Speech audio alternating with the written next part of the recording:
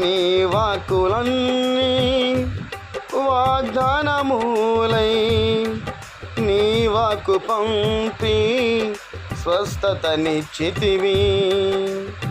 నీ వాక్కులన్నీ వాగ్దానములై నీ వాక్కు పంపి స్వస్థతనిచ్చితివి. నీ వాగ్దానములు మార్పులేనివి. నీ వాగ్దానములు మార్పులేనివి. నా ప్రియుడా యేసయ్యా, నీ కృప లేనిదే నే బ్రతుకలేను.